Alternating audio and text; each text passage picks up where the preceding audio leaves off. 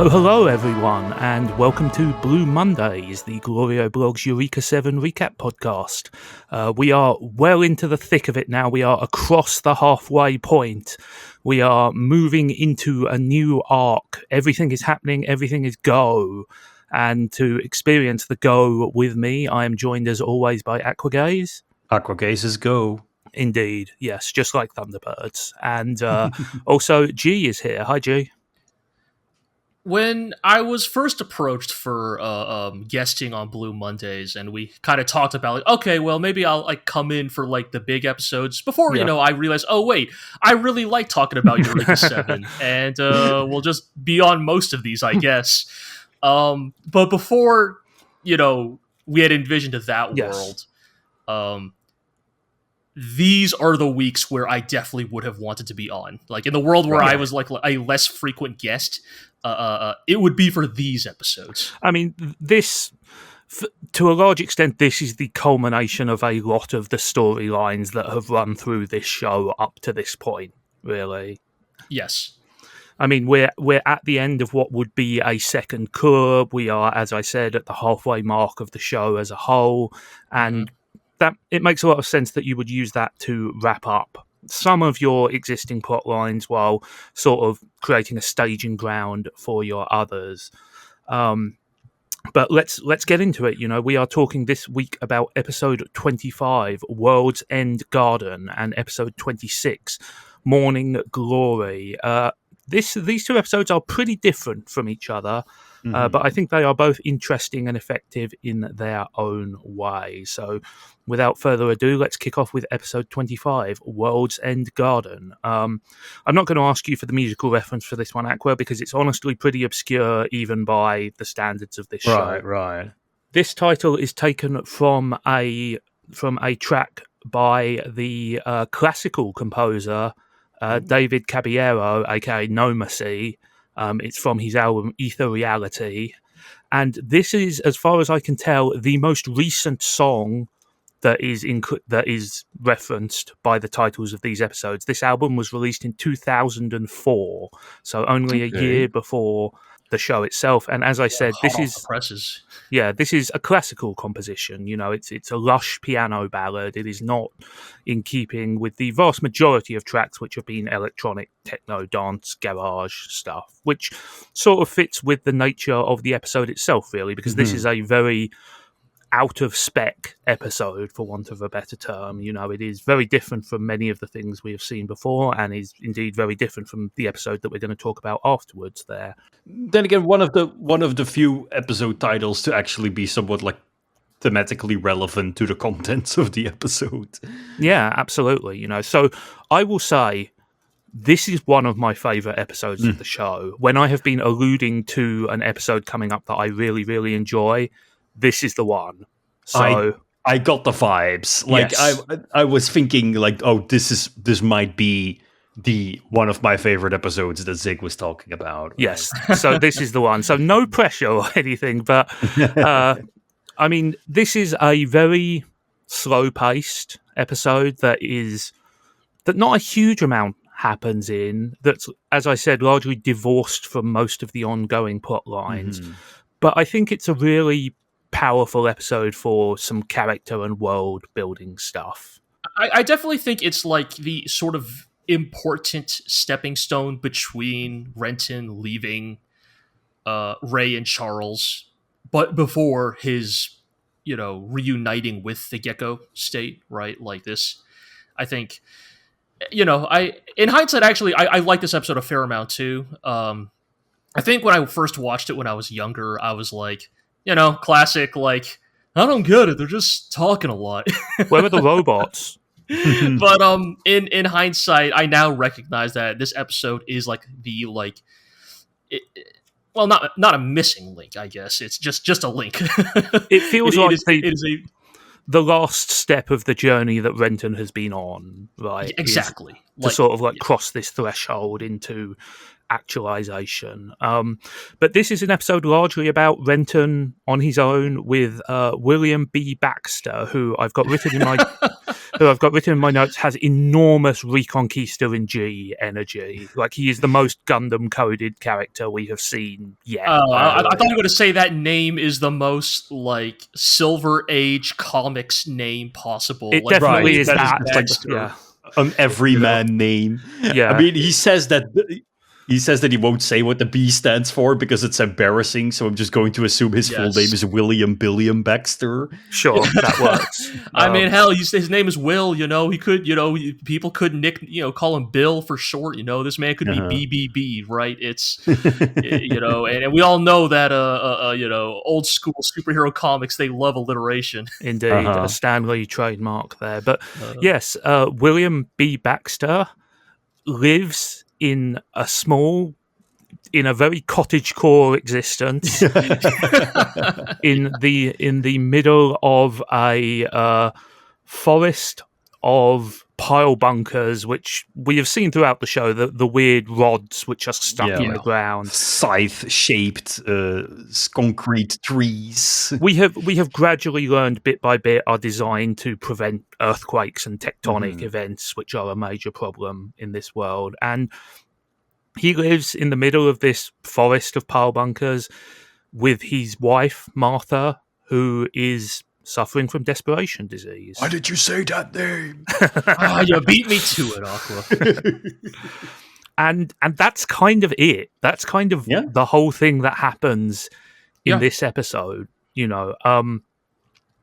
It's mostly about Renton coming to learn about William and his relationship with his wife, who, let's be clear, is catatonic. She does not respond in the same way we have seen all despair disease people thus far. She just has no response, but he's looking after her regardless. And most of this episode is sort of Renton coming to terms with that idea. I think with the idea of like a more humble, simpler life where other things are valued than in this sort of grand scale conflict that Renton has found himself in between Gecko State and the Federation, right? To an extent, I think that this is definitely the most overtly environmental episode of the show thus far, which is, something you often hear when this show is discussed in the big picture, is some people find its overwhelming environmental themes a little on the nose. I'm not sure I agree with that, but this is definitely the episode in which they have most been emphasized. But I don't necessarily, my impression at least of it wasn't the idea of the whole return to nature stuff, which it gets dangerously close to. Right. I mean, I don't think it's necessarily that. I just think it is sort of showing Renton a different perspective and learning to respect different perspectives, not just in William's very like paleo-naturalist sort of views, which are not never necessarily like presented as being better or anything like that. It's just more like, oh, this is my way of living together with nature.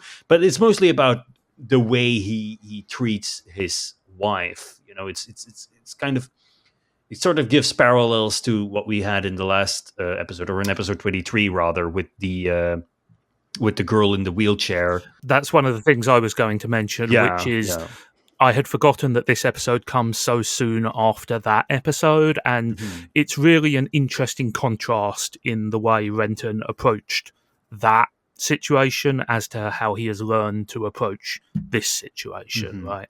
Like the key line is, it's called desperation sickness because it causes the people around the sick person to despair. And I do not give in to despair. I will keep, cherishing my wife, caring for her, enjoying her presence, even though she is catatonic, which sort of shows or like tells Renton something about unconditional love, right? The idea that love does not need to be this rational thing that you can explain, this decision that you make because it is beneficial for both parties. And that sort of also parallels what Eureka also kind of goes through in this episode and the next one, but Renton himself as well. Yeah, there's a real almost Tom Right. Bombadil-esque quality to William. The entire episode is like almost the definition of a bottle episode, right? Like it takes place completely separate from the main story.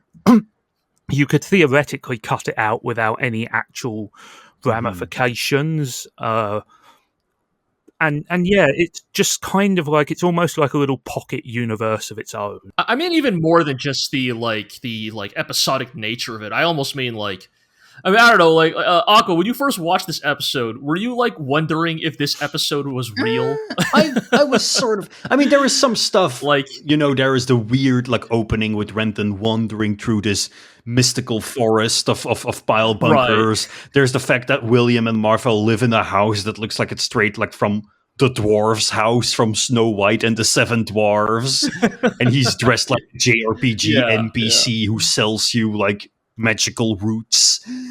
But I was always under the impression that it was real. It just gives off that specific vibe of like the spiritual episode, you know, the episode where our main character meets a like sort of quirky character of the week who teaches them an important, not necessarily moral, but more like spiritual, pseudo-religious lesson, or offers them a different perspective on the world, right? It is that type of episode. Okay. Yeah, Sure, that's fair. Yes, I just asked because obviously Eureka 7 has not been shy about having journeys through the mind's eye before. I definitely think that there are parts of this episode which are designed to raise ambiguity, right?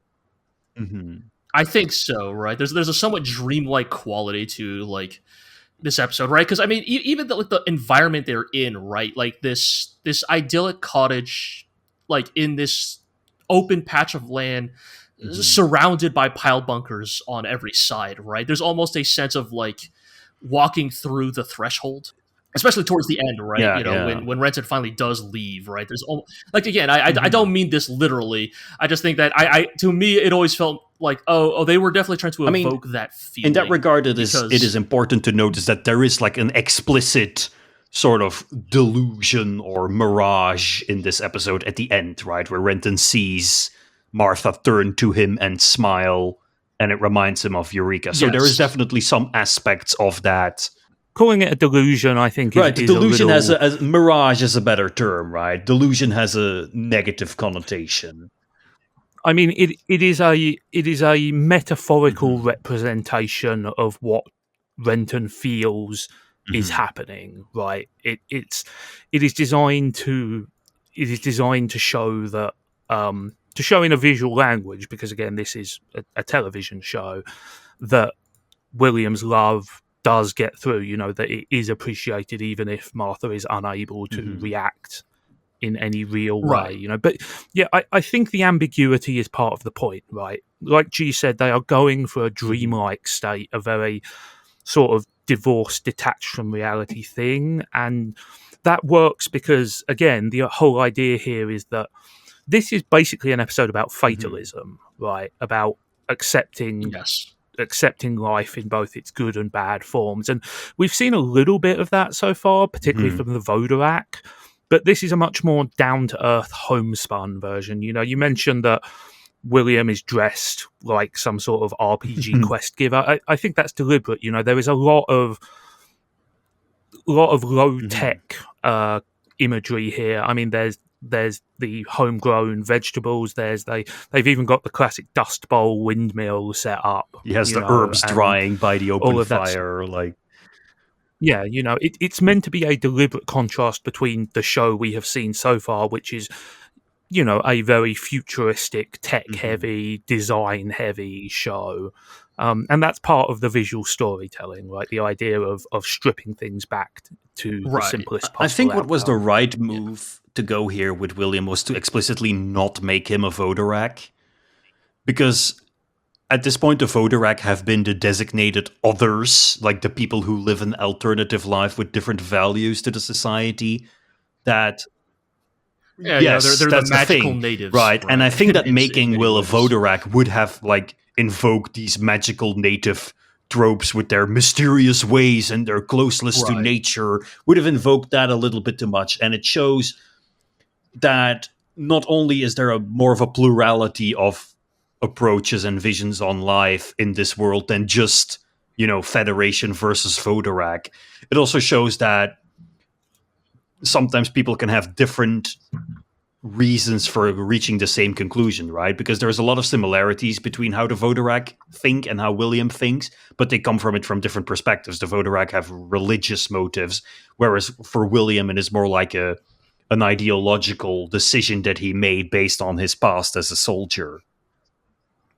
Yes, I actually do want to speak to that. In hindsight, watching this episode sort of like keyed for me the like my two major takeaways, I think, from this episode, right, is like first you have William and Martha as like as you alluded to, Aqua, right? Their backstories reveal that they were soldiers in one of the many wars and conflicts waged by the Federation, and they ran away, right? They're deserters, right? They ran away from it, right? They fled it, desperate to maybe find their own peace in this very like chaotic world.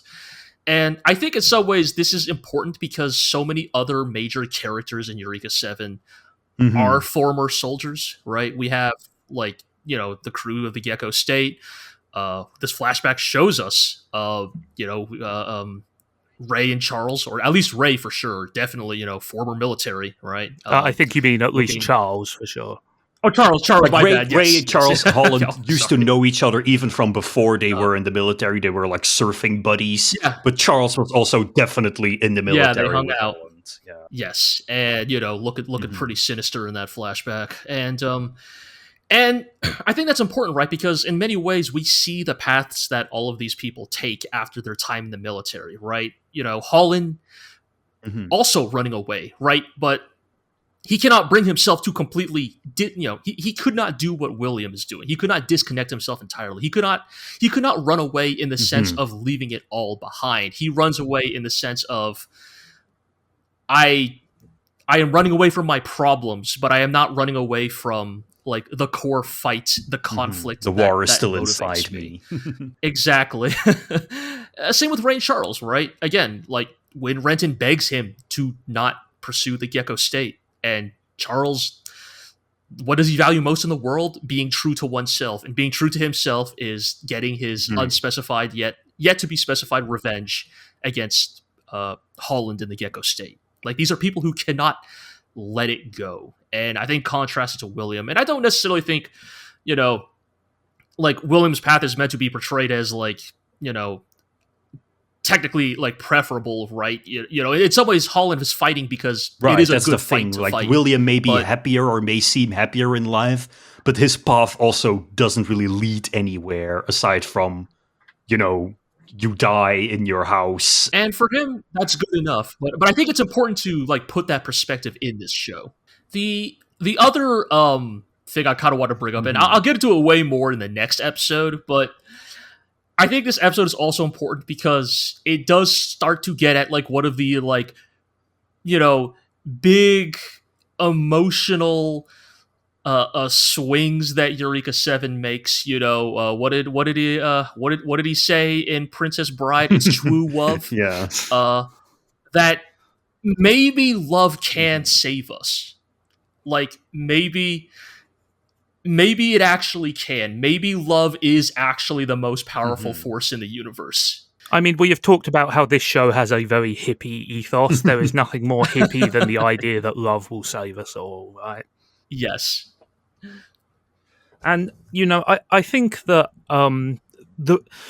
it's interesting. One of the questions I had when I watched this episode again was, should this episode have included any of the Gecko State stuff at all? Because in some ways it's important because obviously it is setting up the next episode, but in some ways it also punctures the sort of dreamlike atmosphere that they have set up around this core story of Renton, William and Martha. And, you can go back and forth on that. I think there are arguments on both sides. I think that what the show is trying to say is less an endorsement of pacifism or a condemnation of the stance that the Gecko crew have taken, but more kind of Renton understanding the idea that sometimes you you have to make your own happiness and deal with the hand you have been played, which is a difficult idea, and most crucially, it's a very mature idea, right? As opposed to Renton's very childish manifestations of justice and honor and doing the right thing immediately. William is somebody who has been hurt a great deal by this war, right? Leaving aside his military aspects, this conflict has taken his wife from him effectively.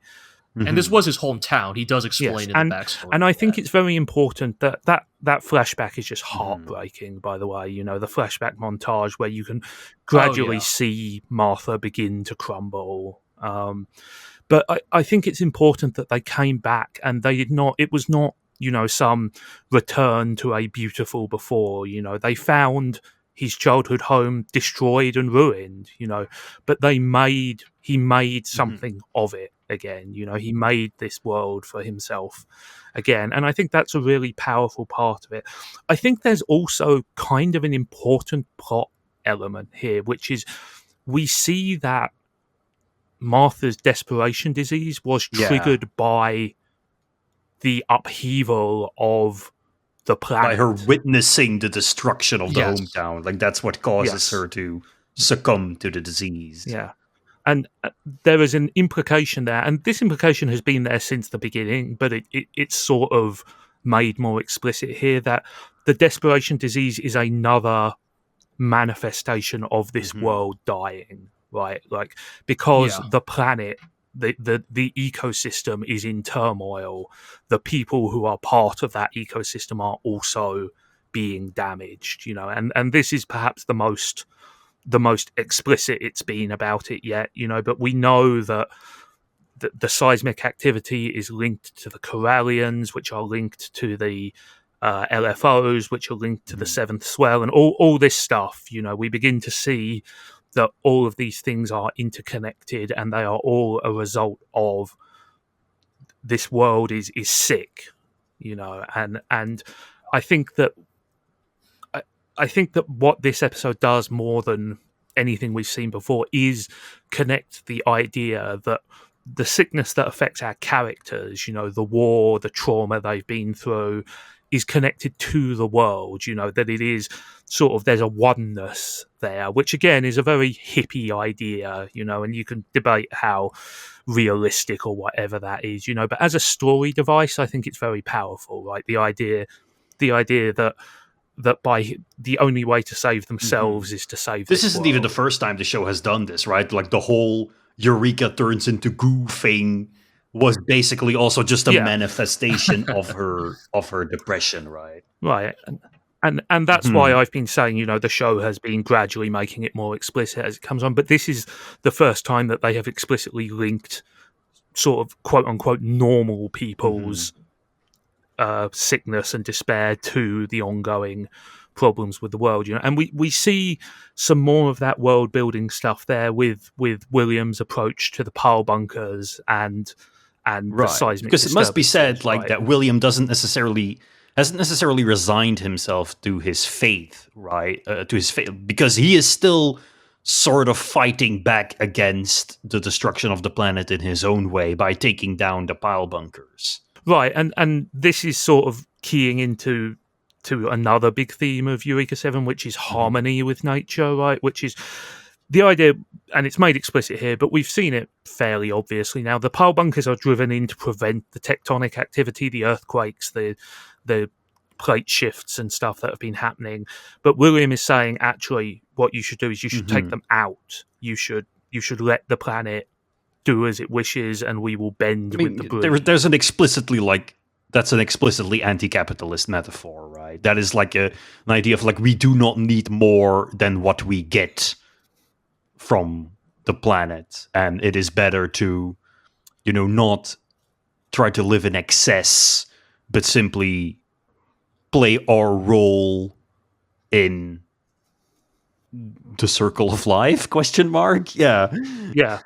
And you can make some criticisms of that. I mean, like when Renton says, what if the harvest fails, and William goes, oh, there'll always be enough. Right. Bro, sometimes there isn't, there William also has a very in sort of in line with the whole hippie mentality, he has a very naive idea of what good living looks like, right? Which is he also might be genuinely insane. It's worth pointing out, because he acts as if Martha is speaking to him, and it's not made clear whether he really believes that or whether it's a coping mechanism. I mean, I strongly suspect it's meant to be a coping mechanism, but they don't come out and say it, So, but yes, I mean, like, he is meant to embody the sort of, like I said, the return to nature ethos. If that makes him a little bit of a straw man, but not so much that it affects the character, really.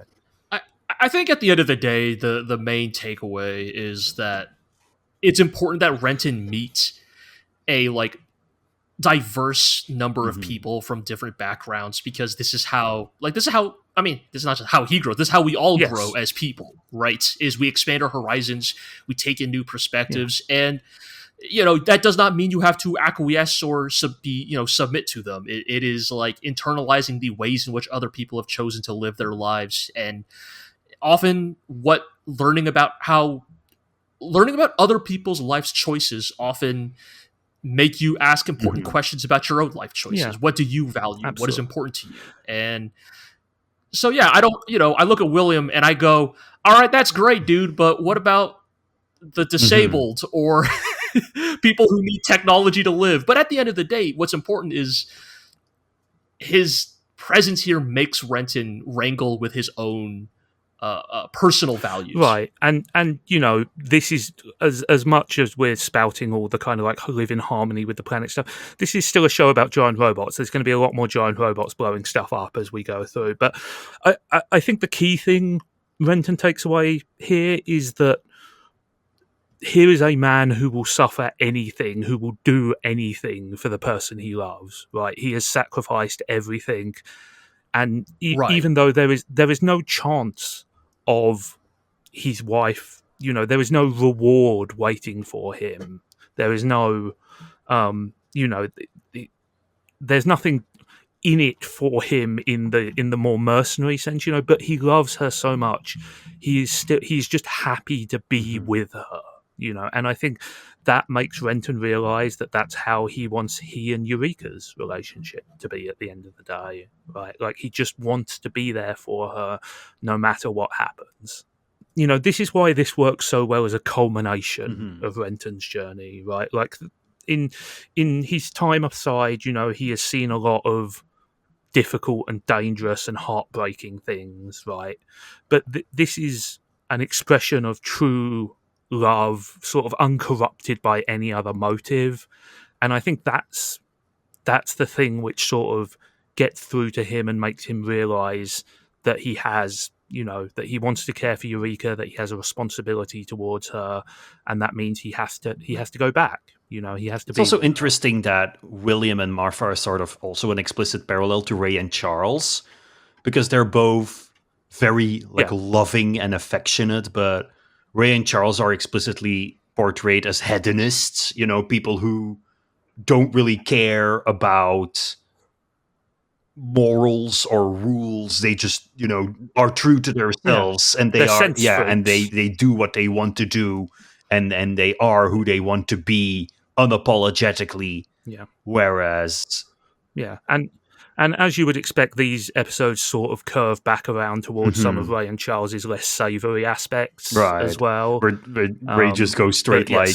love it when you're being cruel. But like Martha and Will are, of course, explicit opposites of that. Like, they are also a happy domestic couple, or at least they are not necessarily portrayed, but like framed in that way. But of course, there is a lot more sacrifice in their relationship. There is a lot more, the fact there's a lot of the idea that they cannot really allow themselves or permit themselves to be hedonists like Ray and Charles are. They make do with what they have, and their love persists through it.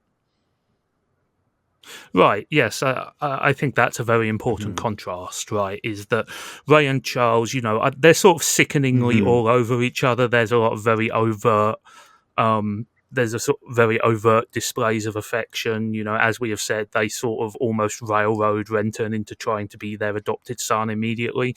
Not necessarily out of malice, but it's a very showy sort of self-fulfilling thing. There is also whereas sort of like a raw, almost sexual energy to their relationship. Like it is clear that even though we cannot show it on screen, like it's clear that these people are fucking like rabbits. Like, oh yeah, absolutely. Oh, they're fucking a lot. There is a lot of weird sexual energy coming off of Ray and Charles in general. Yeah, whereas this is obviously, for obvious reasons, a chaste relationship. But it is, in a certain sense, it's almost purer. Because there is nothing here but devotion. There is nothing here but love. And, it's... I think that they underplay it just the right amount, because episodes like this really run the risk of just being glurgy, of just being sickeningly sweet, and these people are, perfect porcelain dolls. But I think they William is just kind of a weird, quirky enough figure. The bit where Renton thinks this person is very talkative, and he immediately goes, "Do you think I'm too talkative?" is a fun little bit. The bit where he's trying to dance, but he does the worm walk, but but for plants. Yeah. It's just like weapon of the choice. thing is just more like Ray and Charles are bad people, or they are evil characters, or like antagonists with a very, very endearing trait to them, whereas Will is almost this like pure, incorruptible paladin good guy, but he also has some traits to him that make him that render him incapable of being a true example for how Renton wants to live his life, right? Well, I mean, like it's difficult because obviously, we only know William for this episode, and I think the flashback gives some hints of perhaps a darker, he was a soldier, he was fighting in these wars, so was Martha, but they're not. They're not really characters, they're archetypes. And I think a lot of the time that's a criticism of writing, but I think in some cases it can be used well. And this is an example of that. They don't necessarily have to be fully rounded characters because they are here to teach us a lesson, And I think the lesson works so well is because the writing and the animation does give them just enough humanity to make them come across as real people rather than just paragons. That moment, where Renton does imagine Martha turning to him and smiling is so heartbreaking, and so beautiful that I think that speaks to the strength of this episode, and also just the way Eureka 7 tells its story in general, in that this is not, yes, these people are embodiments of a certain way of looking at the world. They are a lesson to be taught, but they are not an easy solution that is simply offered on a platter. They do have human flaws, and ultimately it is still up to Renton to decide what he learns from them, as well as what he learns from Ray and Charles, and what he chooses to do for himself, right? That is a very mature way of looking at this idea of growing up. Do not follow the one example, but sort of decide and curate for yourself how you're going to let the various influences in your life affect you and form you and mold you. Yeah, and without, I think that. I was just gonna say yes. I mean, we could maybe save it more for the next episode here, but in many ways, right? This is all the sort of culmination of Renton's self-actualization, right? In many ways, like, I mean, I'm not going to say, and this is where the boy became a man, but more maybe this is where Renton becomes. This is where the boy becomes a teen, a person.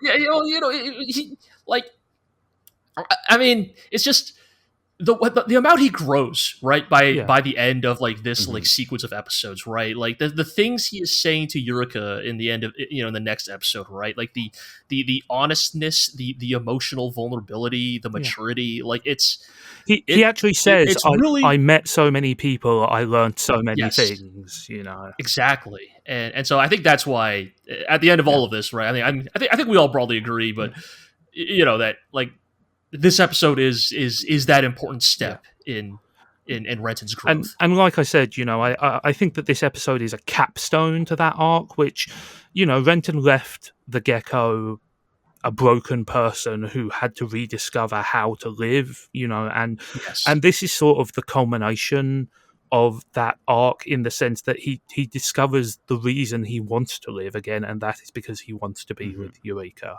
right? And he realizes, and I think this marks the change of Renton from seeing Eureka as sort of a childish crush or a hot girl, to genuine romance and affection. I think that there is a marked change in the nature of their relationship, which on Eureka's end changes a lot in the next episode as well.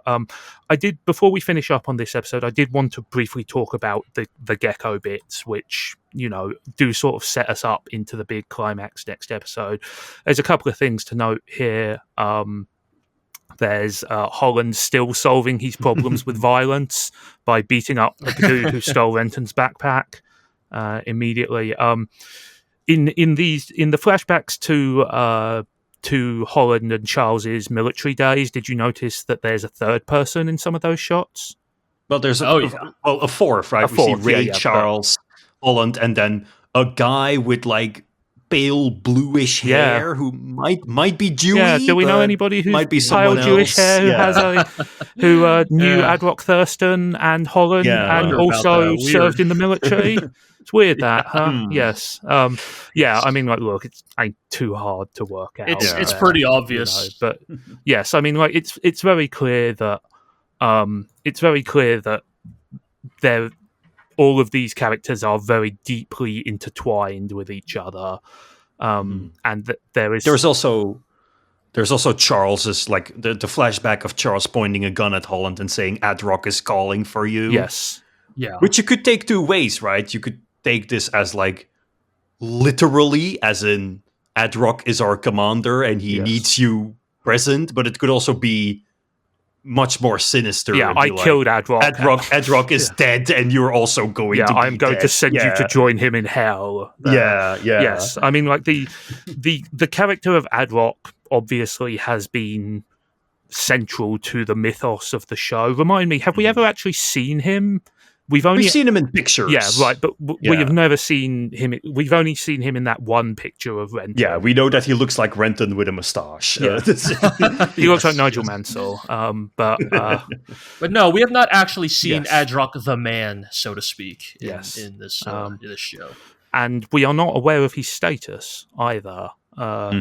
Beyond but the we fact, know he is legally dead. Yes, I was going to say beyond the fact that the world considers him dead there. But yes, just like I said, I think that this episode is a real highlight for me. I think it has some beautiful imagery. I think it is a really, really strong episode of characterization.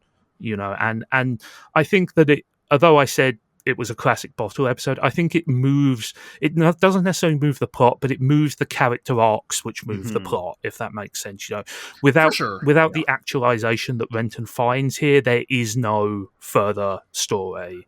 And so, I think that in its own way, it is a incredibly important episode. Yeah, I mean, it's time, reset the clock. I'm about to do the thing I always do in every episode of Blue Mondays, but wow, it's really amazing what you can do to like showcase like this child coming to terms with the fact that he's taken a life and must grow as a human being from that realization. You have 50 episodes to work with. Unlike other mecha shows, Eureka 7 is about the characters. Maybe the actual tagline should be, unlike other mecha shows, Eureka 7 has a full runtime. Yes. Because,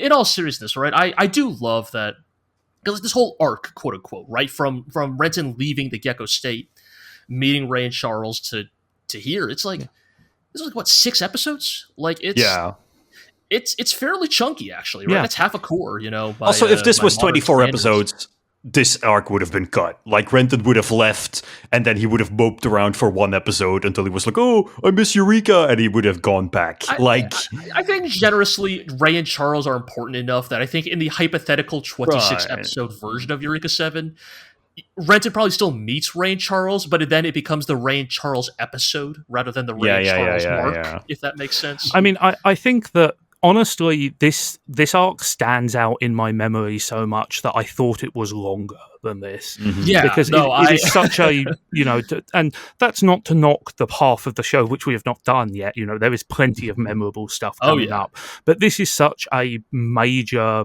character and story moving arc that it sits very large in my memory of the show. So to find out that it's only about 4, 5, 6 episodes is pretty amazing, to be honest, actually. With that, let's move on to episode 26, Morning Glory. Aqua, this is going to be the easiest tee up for a joke that you are ever going to get. Please tell us about the musical reference Morning Glory. Anyway, here's Wonderwall. Thank you. There we go. That's it. We're done. So, Morning Glory, is of course the name of a song and an even more famous album by the hottest band of the moment, Oasis. Thank you. You did the accent. That was important. Yes, this is the title track from the incredibly famous 1995 album What's the Story? Morning Glory by Oasis. The release of this album is the defining moment of Britpop. Sorry, Blur fans. Sorry, Pulp fans. Suede fans, you don't exist. But yes, this is arguably the most famous British album of the last 30 years. It has sold 22 million plus copies, produced massive hit singles, Wonderwall, Roll With It, Don't Look Back in Anger. If you know anything about music, you know this record. This is one of the most blatant references in all of the show, quite frankly. Still a good record. Listen to it. But yes, good record, good episode. So this is basically in the same way that, we had sort of the culmination of a season after the first 12 or 13 episodes. Mm-hmm. This feels like the culmination of season 2, right? Of the Renton Lost arc. I love this episode. Like if we're gonna have a theme here, like this is like one of my favorite episodes of Eureka 7. I think there's just like the emotional payoff on everything that happens in this episode is just, it's so good. Yes, man. It is definitely one of the most mecha coded episodes of we've had so far. Yeah, I mean, right? like, not necessarily in that we get the most robot action, but we get the hot-blooded resolution, the emotional payoff. I mean, it's a big episode. We get big action, we get big emotions, we get big flashy gestures. It's. To be clear, yes, obviously the mechs are quite cool in this episode, and so yes, maybe I'm playing too tight, but like it's not just that. Like it is the no, that's what I meant. The combination of like yes, the boy finds his convictions, right? The boy and the girl speak honestly to each other. They both grow as people. The robot, has found its master once again. The cool shit happens. There's a lot working here, and I think it hits because it's a really, really excellent payoff, both narratively and spectacle wise, on so much that I think Eureka 7 has built up to this point, right? Like this talk of Renton's or Renton and Eureka's boundless potential as the pilots of Eureka 7. The growth of his return to the Gecko State. Right, I think all this stuff. Is that what the robot is called? Is it called the Eureka 7? Yeah, that's it. Oh my god! No, you said the pilots of Eureka 7, which makes perfect sense in context. Yes, but also out of context. I think this is a great episode for Eureka as well. Right? She's been sort of grounded literally and metaphorically for a while, but this episode really gives her the chance to shine and sort of take back control of her own narrative. And I think it's really, really, I mean, like, we do get, Venter does save her from something, but it's a very, it's not an egregious case of it. She gets to do cool shit in the meantime. Absolutely. I do want to point out a few things at the beginning of this episode. I think it's really cute that we have Gidget and Eureka hanging out like they promised to a couple of episodes back, right? Like, it's just nice to see, and nice to see little plot points like that being followed up. Right, like even if the scenes aren't like major, I do like it because it creates the texture of, okay, Gidget was like genuine about her desire to like befriend Eureka, right? Like there's, and she's trying hard, even though Eureka is down in the dumps, she is doing her best to stay perky and optimistic for both of them. Right? Gidget is working with what she was equipped with. Yes, but yeah, it's a good setup here that so we didn't really mention the previous episode, right? But the military operation to pen in the gecko is coming to a head, right? Like they are slowly like tightening the noose. There was nothing really explicit that happened in the last episode. It was more just, the trap is closing. Right. It becomes clear that the entire airspace around the gecko is being sectioned off. Yeah, and we learned that explicitly at the end of episode 24, right? And it is somewhat important, right? Because, like, I mean, obviously for the conflict, but also because Holland, makes the promise to Eureka that I'm going to bring Renton back, right? And there's this constant refrain that, does Holland keep his promises? I very like the sick burns from the children here are great. I really like this. Yeah, but at least Eureka is still a believer, ostensibly, right? She says, well, Holland has never let me down, right? There's this idea that Holland, for all his faults, is still the cool, reliable adult to Eureka, right? And I think that's the discovery. No, I was just going to say, I think that's a really important sort of undercurrent to this episode, which is that Holland has never let Eureka down, but she doesn't want the same things that she wanted before anymore, right? Exactly. He has never let her down in the sense that he has always protected her, and the decisions he is making in this episode are to protect her, but that's not what she needs anymore, right? It's kind of a shift of perspective. Right. He is still doing the same things that he has always done, but she has realized that she wants more than that. Yeah. Like when Holland comes back and he basically tells the rest of the crew the news that the military is closing in, he makes the executive decision, like, maybe not screw Renton, but we'll come back for him later, right? That the preservation of the gecko state takes priority, and this creates kind of the first major wedge between Eureka and Holland. And, Holland doesn't respond to this insubordination in the way he does when he does it with Renton, which is to say, Holland does not physically abuse Eureka, but it functionally, emotionally, it is kind, I mean, I don't think it's a coincidence that the events all play out almost identically. Oh yeah, right? like it's a deliberate piece of visual. It's a deliberate piece of visual parallelism, right down to Gonzi offering her a cup of tea. Yep. Right. Obviously, Eureka does not get emotional often, but in her sort of lashing out at Holland, it's the most emotional we have seen her in a good long time, especially for an emotion that is not just depression. It's more anger, it's more vitriol than we've seen from her before. I do want to note that I think she looks really spiffy in her flight gear. That's nice. Alt outfit Eureka. Yeah, yes, outfit to Eureka. The old-fashioned flying cap, the pants, and everything like that. I think she looks very smart. But this is also one of those classic pieces of bad timing that you only get in fiction, right? Which is that Eureka bails almost exactly at the moment that Renton decides to come back. Yes. Just look, the sky's big, all right, like but I also think there's like some other good setup here, right, which is that I do like in that conversation, right, where like Again, opinions on how one disciplines a boy, I think obviously have changed a lot in the years, but I think it's important that Eureka just straight up asks Holland, why do you hate Renton? Why do you treat him so badly? And Holland gives his usual, he's a brat, he don't grow up. Classic non-answer. And Eureka's like, is that why you punch him? Is that why you kick him? Yeah. Is that why you hurt him?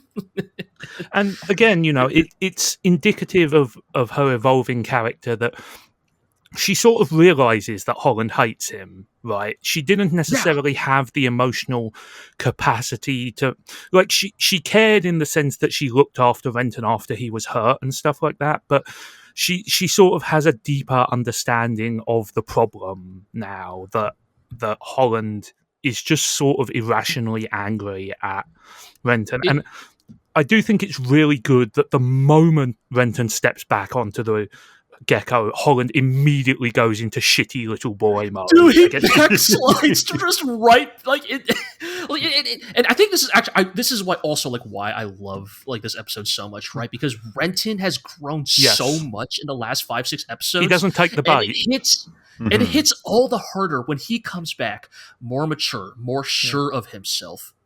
And Holland has not changed a bit. You can almost see him slide down in his seat and kind of change his tone of voice. He just immediately goes into the most petulant, immature, shitty form of behavior you possibly can. The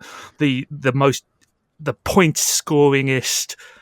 Even the crew are basically sick of it. They're immediately yo, dude, knock it off, basically. Yeah. He tried being a good guy for one episode and decided it wasn't for him. The Holland story arc throughout this show so far has been a series of half epiphanies and lessons that are forgotten the moment the going gets tough, right? But yeah, and as you said, G, Renton does not rise to the bait. He stays calm. He says that he's here for Eureka and no other reason. Exactly. Everyone else is suitably impressed by how mature he is. By the extreme chat energy. Yes, I as you could look at this picture here, I have drawn you as the Virgin Holland and me as the Chad Renton. You have to stop talking about things that I have to Photoshop and put in the post afterwards. God damn it. I can't. God damn it. I do want to note one little other thing here, which is completely irrelevant, but you can tell the situation is super serious because when Holland is talking about them being trapped and boxed into Hap has an eye open. He's got his left eye open, and I was like, I don't think I've ever seen Hap with his eye open before. Love the trope of the fox-eyed character opening their eyes. Just because the shit is real. The other thing I wanted to note was the introduction of Commander Moldutar here, who is one of the classic Gundam character stereotypes, the shitty superior officer who doesn't give a shit about anything and is just wants to grill, basically. Incompetent blowhard. Yes, absolutely. Yeah, so he's just here to eat shit as our heroes do super cool stuff. We need one in every show. Of course, this dude could have been one of the dozens of moon guys that Loran beat up in Turn A. I would say his one defining personality trait is him grumbling. It's too bad, if they had gone 20 kilos south, it would be that city's problem instead of mine. That's the key scene for him there. It's I'm so tired of this shit, even though literally all I have to do is sit here and spring a trap. It is the most low effort ambush ever. That's why you don't join the army. That's not what you join the army for. You join the army to boss people around. Yeah, I do think that it's a really nice bit of characterization that the escape that they are flying to is actually Charles correctly second-guessing Holland and leaving a deliberate opening for them to spring a trap in. I think that's like a good example of the kind of thing that you would get from someone who was close enough to know Holland's thought pattern. Right? Also, congratulations, Holland, for falling for the most obvious trap in the universe. I know. Yeah. Well, like Hotello is like, you sure about this? Yes. You sure about this? Yes. The only way we can escape is through the mysterious cloudy region that is invisible to radar. What could go wrong? Nothing. And for some reason, they've left a gap there in their perimeter. Wow. Lucky us. Let's just surge right through it. Yeah, it's there is absolutely no reason that this fight should take place in a big bunch of like flare-colored cloud pillars, except that it looks cool as shit. It's cool, and that's what matters. Yeah, it looks. I mean, in general, the animation in this episode is off the chain. There's some really, really great stuff. There's some really fantastic action sequences, especially when like Eureka goes Attack on Titan on Charles and Ray. Like, let's talk about that a bit first, because one of the things I really like about this sequence is that we get this shot of Ray seeing her in the cockpit, and she is really obviously desperate to kill her. Like, she wants to kill her so bad. I also love how Ray sees her in the cockpit, and it's just like on the computer screen, and it just like shows Eureka in big letters. They've had her programmed into the computer for this precise. But yeah, like, she is so desperate to kill her. Yes, this is like probably the first time, like, because obviously we have hinted at like some of the more sinister nature of Charles, right? Yeah. Especially in the flashbacks, he's his sort of penchant for cruelty, but. Other than, I mean, obviously Ray has had those hints as well, right? When she says, "Oh, I love it when you're cruel." Yes. But this is the first time we've actually seen Ray like actively agitated and malicious, and it kind of adds to the sort of implied past that all these characters have, right? And it probably tells you in more ways than one that Eureka is probably in some ways low key, probably she's the linchpin, yes, around which all of these people's emotional interactions have taken place. Yes, exactly. Whatever this great schism was between Holland and Ray and Charles and Dewey and probably some other characters, like it probably all like comes back to Eureka. I mean, we've also seen a few fleeting indications that perhaps behind her kind exterior that Ray is perhaps not the most stable person in the universe, and this is another one of those there. She tends to respond in a rather exaggerated fashion to emotional setbacks, right? She also says, "I wasn't trying to hit her," which is one of the most obvious lies I've ever seen.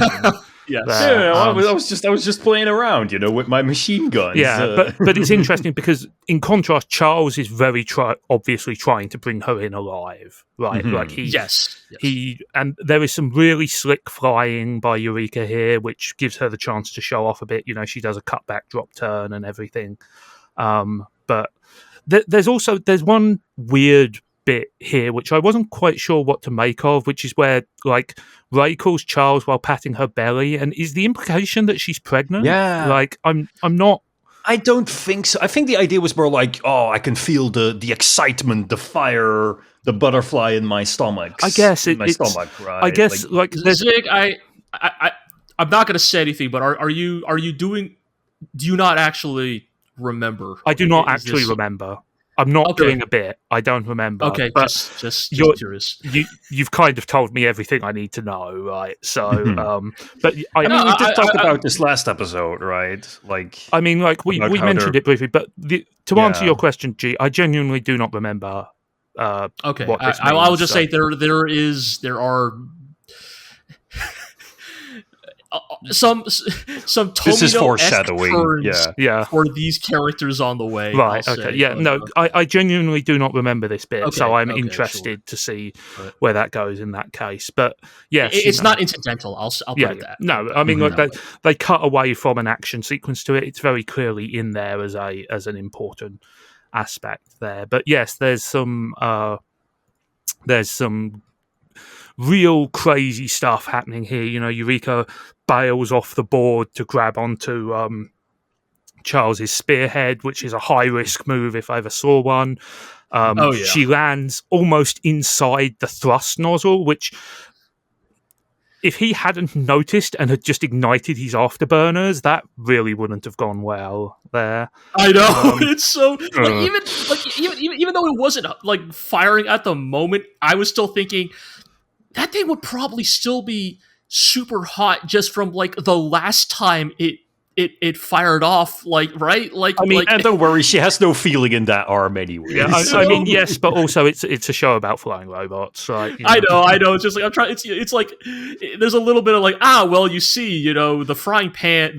I turned off the stove. The frying pan is cool now. I mean, like if you want to rationalize it, those thrusters clearly operate on trapar in some form, so you could simply say that trapar does not heat up like normal. Are trapars even hot? What do trapars feel like? I guess. Fucking trapar. How does it work? Also, a brief shout out to. It's probably not intentional, but when Eureka falls and Charles goes after her, fires up the thrusters to chase after her. He does he does the old mecha stick shift thing, right? Of like up, right, up, which is not quite up, left, up from Dragonar fame. Shout out to any time in mecha when a character's just like, I gotta do a thing, chunk chunk chunk. What did that do? Who cares? It goes faster now.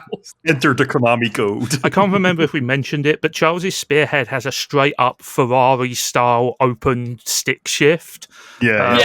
Which is a really goofy detail. But yes, then we get one of the iconic sequences of the entire show, which is where Renton flies the Nervash under Eureka and catches her in midair. There's a lot of midair catches in this show. This is one of the most iconic of all of them. This is like, to me, the moment in Eureka 7. I don't know if necessarily of the whole show, but like when I think back to like what is like my single most like sharp, clear image of Eureka 7, it's this scene here, right? It's Renton's like rescue of Eureka. It's the culminating moment with the Nervash. Like this is to me the part where it's like, this is why like I love Eureka 7, right? It's like my black, cynical, jaded heart like looks at Eureka 7, this show that is like, yes, love can be enough. It can save the world. Like, you can do it. We can be better people. We can grow. We can love. We can sing. We can fly. Yeah. It's a storyteller comes back, right? That track, right? It's such a like in many ways, this moment to me is like the softer, more hippie coded version of like the Gurren Lagann ethos. Yeah, I mean, right? Like, yes, this is the power of the human spirit. This is what we can all achieve, with the strengths in our hearts. Right? I mean, it's so cheesy. It's so emblematic of the show. It is beautiful. It is romantic. It is swashbuckling. It is exciting. It is freeing. It is a great. Kudos to the art team because they do incredible job with the blocking of this sequence, the framing, the shot choice. The bit where Eureka looks like she's going to slip out of Renton's grasp and then she pulls the other hand up and grabs him firmly is gets you right there. Gets you right there, and it's right. Like their intimate embrace in the cockpit as they finally have a chance to like talk about like. They're both basically just like, hey, I've been thinking a lot. Yeah. And I've got some things to say. It's wonderful, right? And then you get the cool robot part where, Nervash unlocks the thing that is not the 7 swell. Yeah. This is what it means to go beyond 7 swell. 8 swell, bitch. Renton has resolved to not kill, right? He disables the attacking LFOs. And then, I do love a sequence where people like disarm the fuck out of a bunch of dudes. Like, right, just chopping the arms off these robots. I had forgotten that the 7th swell in this this thing, strips the Monsunos back to their organic skeletons. This is the first time. This is the first time we see the robots with, we see the organic parts since we have giant fleshy claws. Since we have learned that, those things are in all LFOs. Like, right. I didn't even realize it because I had not watched the show yet when I watched Eureka 7. Like, this yet to be named new 7th Swell, this is the most Moonlight Butterfly coded thing I've ever seen outside of Turn A Gundam. It's very much like that, right? I think that the effect is very similar. And again, a lot of these people worked on Gundam shows before, For sure. We've talked about. But yes, the sort of the hanging curtains of light and everything is a very deliberate thing. But like, there's some great detail here. I love the way the heads crumble off the Monsunos. Yeah. Because those bits are entirely artificial, right? So we see them just sort of disappear. And like the way that they're sort of slumped over on the boards and just sort of listing a bit there. There's something so you talked about it, the freeing sense of this moment, right? There's something so liberatory about like this entire scene, right? Like not just obviously Renton and Eureka's emotional arc here, but even what the Nervosh does, it's almost like the Nervosh is freeing these LFOs from their cages, right? From these shells that they have been forced into. You almost literally see them like there's a wave and their armor sort of bursts off, right? Yeah. In fact, it's almost like he's unshackling them, right? Taking off their chains. It's a lot like the tectonic events we've seen, huh? Yes. Weird that. But this is a parallel they've pointed out a couple of times. Right? I mean, we get they throw on all the trimmings. We get the people commenting on what's happening from afar. Who is it who describes Renton as the son of the king? Is it Charles? That's Charles. Yeah. Which is another allusion to the Golden Bough legend, which we were talking about. They play Himitsu Kichi again, Secret Base, the first ending. Just to kind of wring the maximum possible emotion out of it. Look, they knew. They knew that. Like, you can't play the second season. Yeah. You can't play the second ED in this episode. Yeah. I mean, like they and this would have been funny though. It would have been. This conversation between Renton and Eureka at the end of this episode is just so fulfilling. I mean. It's so sweet. Renton says, "I finally worked out what was important to me," and that's really the sort of the crux of the matter in a single sentence, right? And there's some good callbacks to Eureka's character arc here, right? Because a lot of her character arc up until this point is she changing? Has she changed? Is she still the person she used to be? And at the end here, she is confident. She says, "I've changed," and that's a good thing. I have become a better person. I feel more. I know more about myself, and I think that's just a good way to sort of conclude that arc that she was struggling with. Right? I think that, it's just a very emotional scene. There's some good jokes here. I like Hilda pulling out the comms cord. So. Yes, because everybody's listening, right? It's open mic, so Stoner and Mathieu can't snicker at them. Holland is clearly sulking at this whole thing. All the scoping and seething like the fucking virgin Wojciech that he is. Yeah, like they're sailing into the sunset with these massive streaks of cloud behind them. It's just kind of they pile on all the trappings, all the cliches, and it works so well. Is this NTR? Is Holland?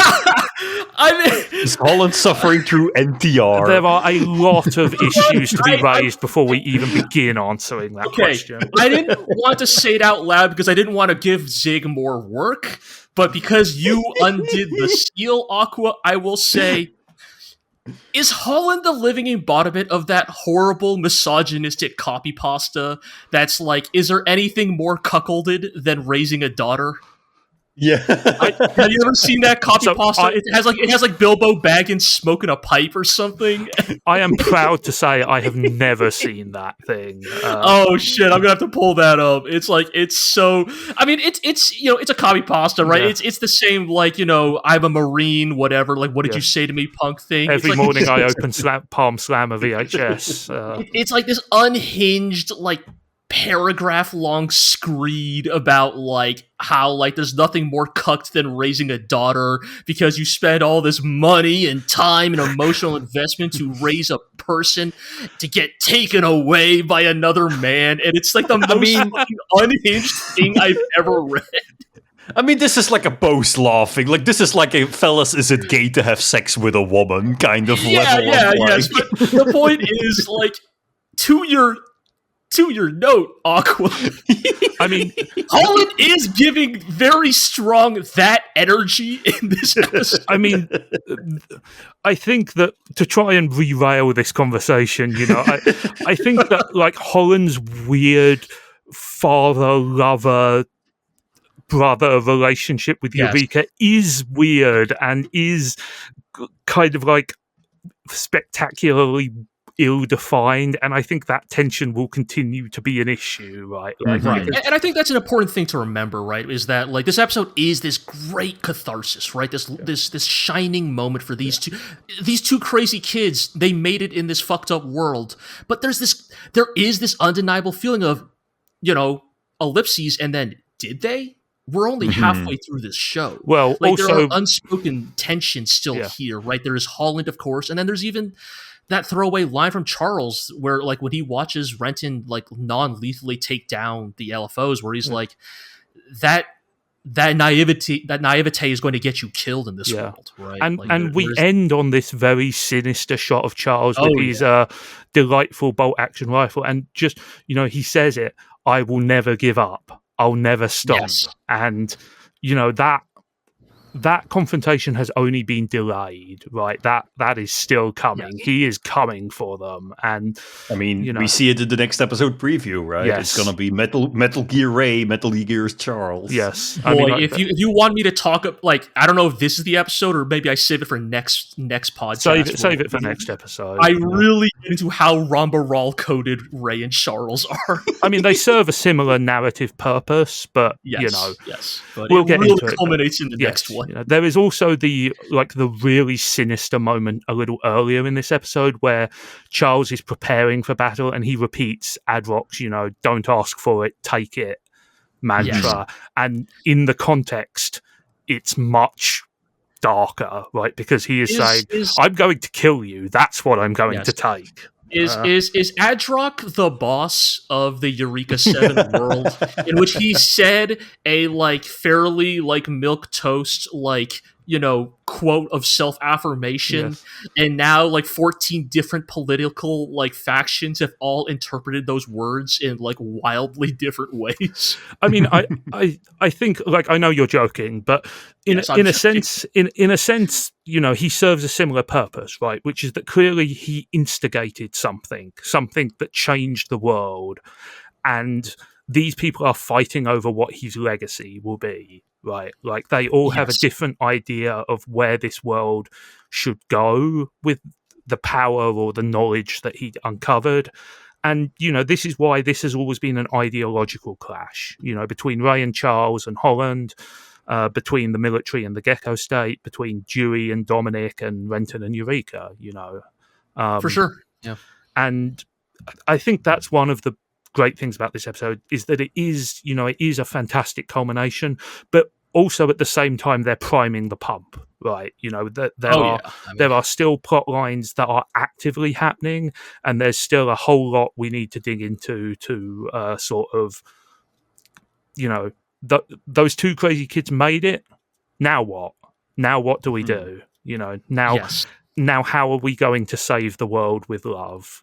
We made it in this fucked up world. Now, how do we unfuck the world? Basically, yes. That's a great way of putting it. Yeah, but a spectacular pair of episodes. Really, really, an incredibly strong showing. And closing out the first half of the show in style. Any final thoughts? I'm gonna miss Ray and Charles. They're not dead.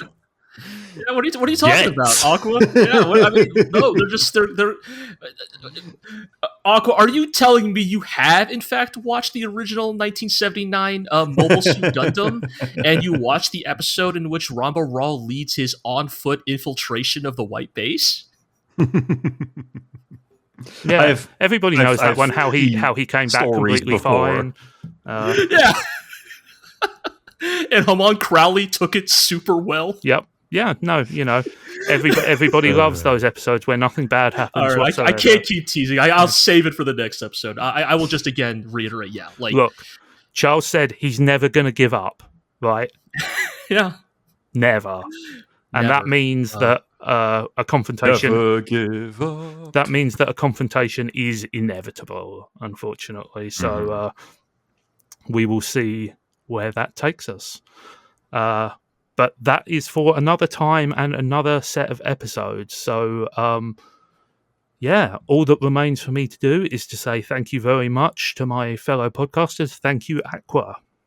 You're welcome. Thank you, G. Yeah, thanks again for having me on. Not at all.